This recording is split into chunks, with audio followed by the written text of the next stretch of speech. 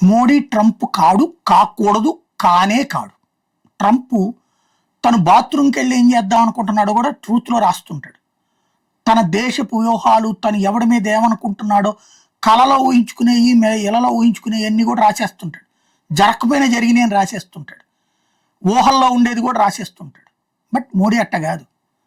ఏది చెప్పాలో మెసేజ్ అది మాత్రమే చేస్తాడు. అదే సందర్భంలో నిశ్శబ్దంగా నడిచిపోతుంది. ఇక్కడ మోడీకి చేతకాంది ఏంటి అంటే మ్యానిపులేషన్ పాలిటిక్స్.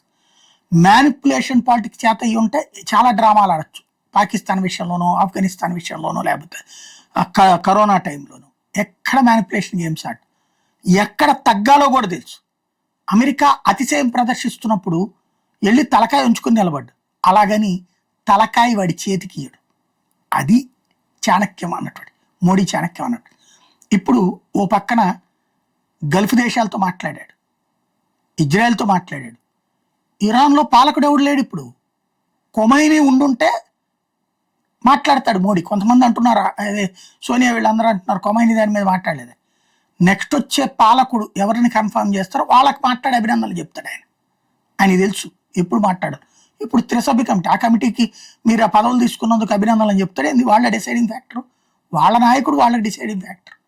అదే సందర్భంలో ఆయిల్ ప్రాబ్లం రాకుండా ఆయా దేశాలతో మాట్లాడుకొస్తున్నాడు. రష్యాతో మాట్లాడుతున్నాడు. అలాగే ఆల్టర్నేటివ్ రూట్లో నుంచి ఇంకా మనకు 45 రోజుల దాకా ఆయిల్ ఉంటుంది కాబట్టి ఏ రూట్లు చుట్టూ తిప్పి వచ్చేటటువంటి రూట్లు ఏంటి, దానివల్ల అయ్యేవి ఏమేంటి, వీటన్నిటి సిస్టమేటిక్గా వ్యూహాత్మకంగా చూసుకుంటూ వస్తున్నారు.